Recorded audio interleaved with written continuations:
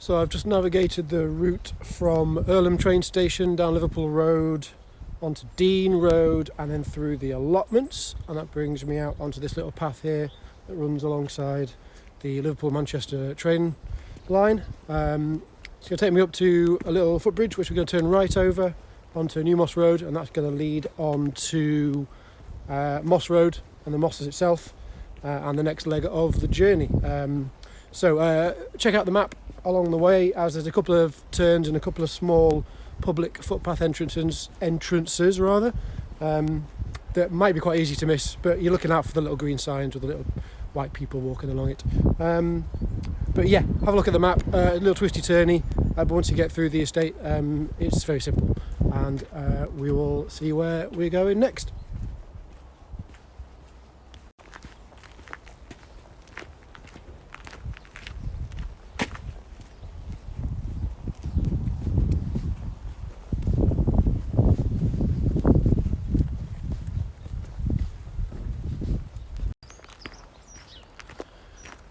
Now, I'm having a bit of an issue with the sound at the moment, so you're probably not going to be able to pick this up, but as I record this early spring, just over to my left in the woods behind the houses, I can hear a woodpecker drumming on a tree. So probably a greater spotted woodpecker, much more common than the lesser spotted, and yeah, it's just one of those sounds that unmistakably just kind of says spring and woodlands to me. So if you do this walk at this time of year, just keep an ear out for the sound, keep an eye out for the birds if you want to, but yeah, listen out for the woodpeckers. Lovely sound.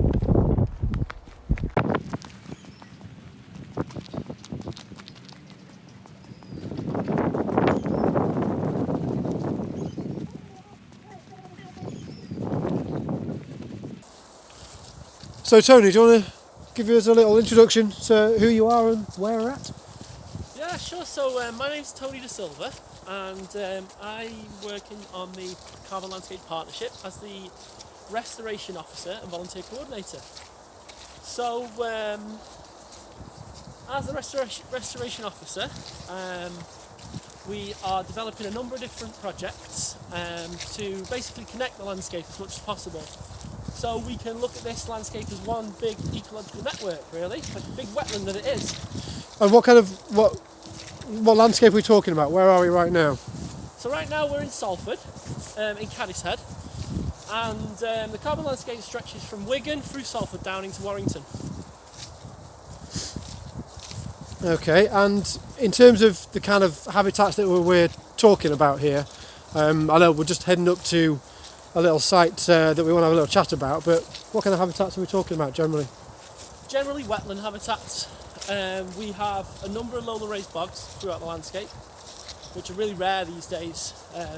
Only 3% remain in the UK, and of that 3% there are a lot of degraded bogs. Okay. We've got a lot of open water, fantastic flashes up in Wigan, which used to be coal mines, and then we also have a lot of grassland. So it's a real kind of patchwork, mosaic habitats, mosaic habitats, and all mixed together with a lot of agricultural areas and a lot of urban space. Right. Okay. Yeah, that's kind of what I've noticed on these routes, is that the nice mix. Oh, it's a good place to stop. This is lovely. The nice mix of kind of, you're close to urban environments, but you know, if I do a little kind of pan around, you can see. Well, we can hear the M60, M62? M62. Yeah, behind us, but feels like we're in the middle of nowhere. It really does, yeah. I mean, only a stone's throw away from Cadishead and Earlham, down the road there. And yeah, I mean, once you get out here, it almost feels like the Wild West sometimes. You can be on sites and you know, you can be completely immersed in nature. And yeah, it feels good. Yeah, it's beautiful, isn't it? It's beautiful. Yeah, I wanted to stop here because I know we've been having a bit of a chat off camera, and you were talking about the bog restoration that you've been doing, and I think we've come across it here, haven't we? Yeah, that's right. Yeah, so Yeah, one of the main aims for this site was to reinstate a lowland raised bog habitat. One of the reasons was the site's location. So we're sat between Holcroft Moss to the west, which is a triple SI, and That's a site of special scientific interest for the acronym fans out there. yeah, sorry, and and Little Walden Moss, which is to the north and owned by Lancashire Wildlife Trust and managed there. So, Cool. developing a site smack bang in the middle is a perfect opportunity to create what we like to call stepping stone habitat. Yeah. So a smaller, or maybe not always a smaller, but a similar habitat to two larger habitats, creating almost like a refuge stop or a service station for wildlife. It's like a bridge, isn't it? It's like exactly Cool. that. I mean, it'd be fantastic to create one big physical connection, but the landscape that we've just explained, being a mosaic of different habitats, that's often quite tricky. Yeah, especially in kind of mixed use land and Lots of different owners. Yeah, that's it. Yeah, lots of different owners, all with obviously their own interests and stuff. Yeah. Cool. So what have you done here? I mean, so the video shows there seems to be lots of little pools and built up kind of what do you call them, buns? That's right. it. Yeah, that's right. So, as I was explaining, the idea to create a bog came from the sort of the large peat reserves that were stood above. So originally, years ago, this would have been a huge lowland raised bog and fen, and we're talking tens of thousands of hectares, and 1 hectare is about the size of a football pitch, so right. a really, really large area. Never quite sure how big a hectare is. Yeah. Football pitch is relevant. I can relate to that. So the history of the site, it's been used as a market garden for over 100 years, and so you mean actually growing food crops? Yeah, growing crops, celery, lettuce, crops for Manchester, I suppose. And before that, peat in this area was cut and taken into the city to use as fuel and horse bedding as well a lot of the time. Really? Yeah. Yeah. And it was quite a nice little system that they had set up, really. So they'd cut the peat, they'd take it into the city, and then on the way back they'd fill the wagon up with old horse bedding that was full of manure and other household waste, shall we say. What did you call it earlier? It was night soil. Night soil. That's it. That's a very kind of genteel term for what we're talking about here. Yeah. So they'd bring that back out onto the mossland and they'd dump it. And after a while, I think that this night soil ended up getting spread over this site. It created really, really good conditions to grow crops, enrich the soils with nutrients. Right. Peat and mosslands are generally nutrient poor and very acidic, so quite hard to grow crops. So that made this site perfect for growing these celery crops and all sorts of other things. And so that was the site, really. In the 90s, the Woodland Trust bought the site and planted up the amazing woodland that you see around us. I think that a lot of the willow woodland had started to generate itself, so the Woodland Trust gave that a little bump, and they also created a nice sort of ash and birch dominant woodland at the other side of the site. Okay. Native species. Native species, yeah. And there were these open areas basically on this site, and we saw a perfect opportunity to create a bog. So first things first, we needed to remove that night soil. So what we did, we brought big machines in, and we scraped that top layer of night soil. We're talking about this deep.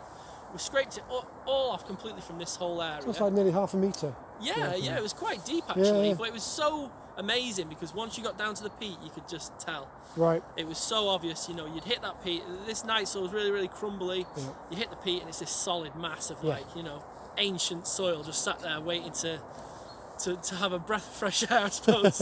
Yeah, after having night soil dumped on it. Yeah. So where we stood now is actually a raised mound of night soil. And lovely. Yeah. You're washing our boots after this? So first things first was we revealed the peat mass. And then what we needed to do was raise the water levels. And we did that by installing a series of what we call buns. Buns are kind of like icebergs. What you can see out on the bog itself, about half a metre of this sort of a linear mound, trapping the water on the surface, there's more underground than you can see above ground. Oh, right. So the bund actually stops water passing through the soils itself underground, and by doing that we enclose this whole area, and we managed to raise the water levels, which is what you want on a peatland or a bog. You want the water close to the surface. And because we had such a dip in this land, to stop all the water running to one end of the site, we installed a series of these little bunds throughout the site, basically sectioning it up into these mini bogs. And as we can see, we have water sitting within a lot of these bog areas. Yeah, we'll do another little pan. You can see them there. On from this work, we then needed to establish the right vegetation on a bog, because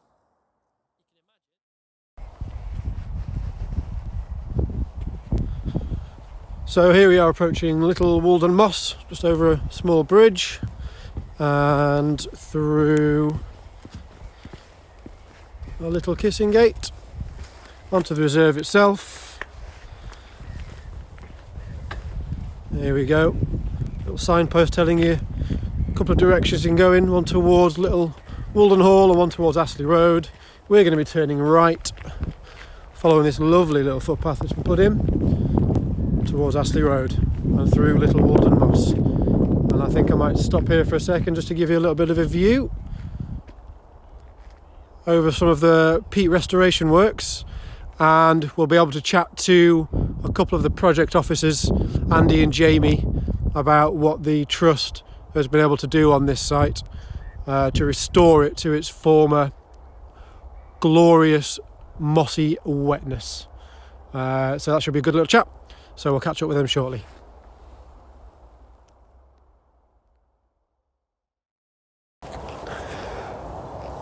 I always forget where my camera is on my phone. There it is. There it is.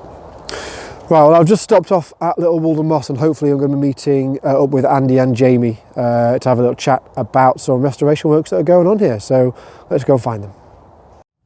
Right, guys. Morning. Morning. How you doing? You all right? Yeah, not too bad actually. It's a nice day. Right, well, a quick introduction, and then I'll have a little chat about why we're stood on what looks to be the building site. So, say hello, who you are and what you do. Hi there, my name's Andy Hankinson, and I am one of the Lancashire Peatland Initiative project officers, which means I help manage the mosslands within Manchester. And I'm Jamie Lawson. I'm the Lancashire Peatlands Initiative Assistant Project Officer, which means I have the longest job title in the trust. It's madness, isn't it? Is that official? Yeah, I'm pretty sure it is, yeah. Pretty good. Lovely. So we're stood on Little Walden Moss right now, and it's looking a little bare. So let's have a little chat about what you guys kind of aiming to achieve on this site. Well, as you pointed out, it is looking really bare. That's due to it being a previous peat extraction site. So it got drained, and essentially we lost all that bogginess and we lose all that floral vegetation, that classic bog species vegetation. So we end up with a fairly barren looking land, as you say, a bit of a building site kind of look. Some people say it looks like another planet, like Mars or something. It's just doesn't look like much, let's be frank. What we're trying to do is try and restore this lowland bog. So the first part of that is try and get it wet again. So we block up all the ditches, we put in these kind of raised bunds, which you might be able to see behind us, and trying to revegetate it, bring back that common cotton grass, that sphagnum moss, and get into a functioning habitat once again. And these are classic species we're talking about that you find across all kind of lowland.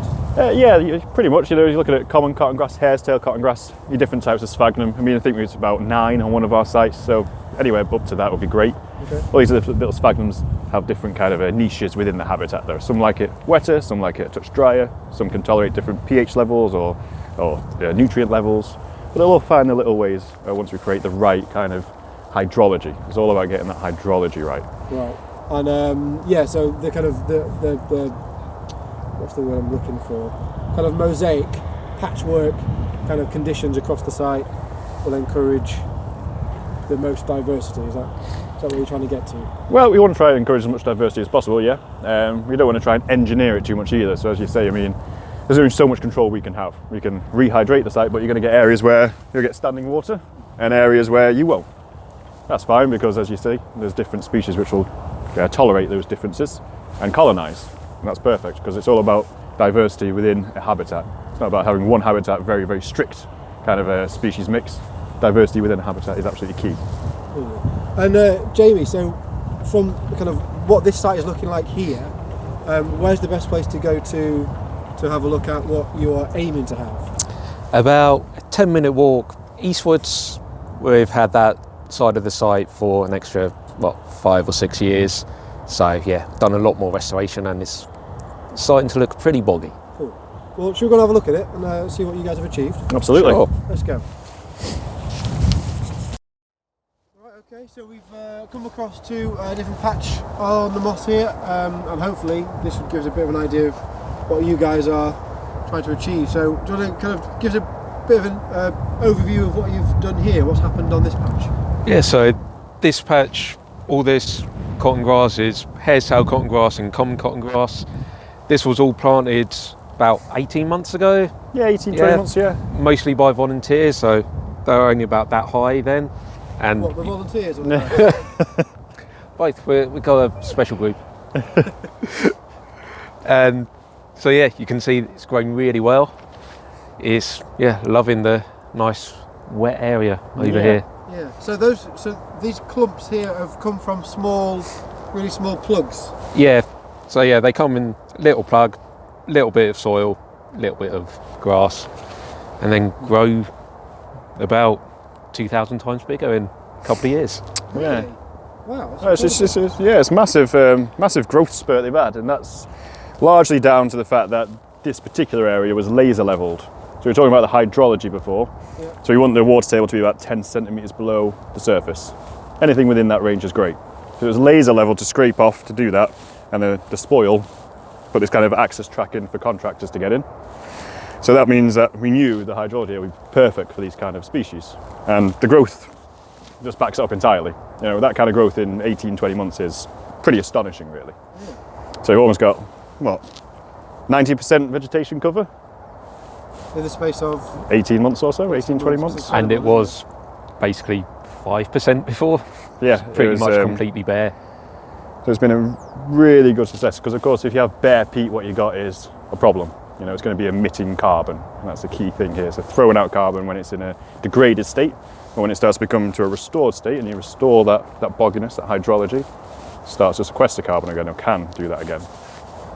fantastic stuff. And also, of course, we're not just talking about kind of restoring the vegetation to the site for carbon storage, but we're also talking about kind of wildlife and encouraging the wildlife to kind of move back in. What kind of stuff has the project done in terms of wildlife management as well? Well, by virtue of restoring the site, we're obviously improving the habitat for bird species. So things like snipe or jack snipe, for example, we get a lot of those in winter. Equally, you get a lot of predatory birds, you know, your buzzards, your kestrels, your merlins, your hobbies. So by increasing the vegetation cover, increasing the prey species, so, you know, small mammals that we'll feed upon. Equally, though, we've been trying to reintroduce species, because again, once you lose this kind of habitat and you lose those flora species, they aren't going to come back naturally, because this habitat is so fragmented, it's so rare, you literally do need to breed the species in captivity and bring them back. And that's what we've done on another site, which is just about a kilometre north of here. And we reintroduced the large-sheath butterfly, which is synonymous with bog habitats. It uses hairtail cotton grass, and it feeds on crossleaf teeth. So it's got its larval stages with the hairtail, and then feeds on the crossleaf teeth, which flowers nice and early in the spring. Brilliant. And of course, it's also known in this area as the Manchester Argus. That's right, yeah, the Manchester Argus is its colloquial name, if we can get that word out, yeah. Cool, so a really kind of iconic species for this area. Very much so, yeah. And that's a recent effort, isn't it? Yeah, I think it was just this year, so spring this year, in connection with the Greater Manchester Wetlands Project, under their reintroduction scheme with Chester Zoo, who bred these butterflies in captivity for us, which is great. Cool. Has there been any other kind of species reintroductions or any other efforts in this area that we can kind of point people to in terms of checking up on? Yeah, absolutely. There's been some plant reintroductions, hasn't there? Many plant reintroductions, yeah. Anything that stands out for you, Jamie? The ones that really kind of gets you excited about plant reintroductions? Well, it's got to be the carnivorous ones, hasn't it? Of course. We've had lesser bladderwort reintroduced to, is it just Astley or is it anywhere else now? Officially just Astley, yeah. Yeah, sure it'll spread out because Sure it seems to do places, so well. yeah. Which it's just tiny little thing, lives in the water and it's the fastest predator in the world, isn't it? Yeah, is it 1/10,000th of a second it moves? So it's got Something these, ridiculous like so that. it's the underwater bladders, isn't it? Yeah. Talking about Yeah. a plant here. Yeah. Yeah. Okay. So it's got these tiny bladders underneath the water, and it'll just catch all the tiny microscopic kind of inverts. But it's that bladder that sucks in. It's got a trapdoor action. It kind of just like sucks them in. You cannot see it. It's that fast. There's a Right. great YouTube video on it. So you should look it up. It's very good. Okay. Yeah. Lesser bladderwort. Well, that's a Yeah, bladder, and that's not the only carnivorous plant. We've got 3 species of sundew. So there's round-leaf sundew, great sundew, and oblong-leaf sundew are all on our mosslands now. And yeah, they're all tiny little plants. Really easy to miss them if you're just walking past. They have sticky stuff on their leaves and catch little insects and curl around and devour them. Oh, brilliant! Yeah. Right. Well, we might try to find a little video of that and point people in the right direction because they sound. Well, they don't sound like the kind of plants you would expect to find on a place like this. No, you wouldn't. They seem quite exotic, don't they, in a Yeah. way? So yeah, when you're so close to Manchester, getting those kind of carnivorous plants, I think is pretty special. Yeah, brilliant. Cool. Well, I think we'll carry on for a little bit of a walk. But gents, thanks ever so much Thank you. for Thank you. introducing us to Little Walden Moss, and hopefully we'll see you guys again soon. Yeah, absolutely. Thank you very much. Thank you. Bye.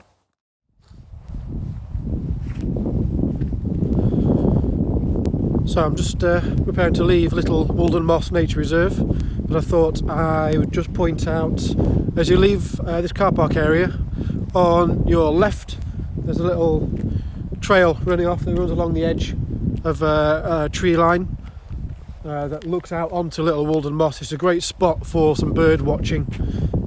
If you want to stop off there, there's some log seating as well, just before you get onto the trail itself. So if you want to do a little spot of bird watching or a stop and have a rest for some lunch or a drink, that would be a great place to do it. I've just done that myself actually, just had my lunch there. And while I was sat down, I could hear all sorts of little birds, long-tailed tits, robins, blackbirds, the usual. But I've also heard buzzard, woodpecker, skylark, lapwing. Yeah, it's a great section of this heritage loop, Little Walden Moss. Whatever the time of year, spring, summer, autumn or winter, you're guaranteed to hear wildlife, see wildlife, and the more time you spend here, obviously, the more you'll see. It's a part of the attraction, I think, of the Salford Heritage Loop is that you've got a really good mix of this really wild feeling space, Little Walden Moss and New Moss Wood, mixed in with the kind of more urban heritage of Earlham. You've got the Manchester to Liverpool railway line that was built over the mosses. But yeah, you've also got the local heritage, the soap and candle making. Earlham train station itself is a lovely little preserved railway station with a cafe attached to it as well. So yeah, it's a nice little feature of this loop, the mix of the kind of the wild natural landscapes and the urban landscapes as well, which I think yeah, really get to feel on a day like today. Nice and cool but bright. So hopefully on your walks you'll have nice conditions as well. Right, on we go.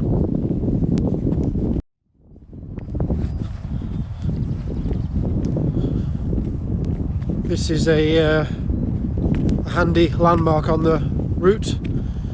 Coming up to this private residence here.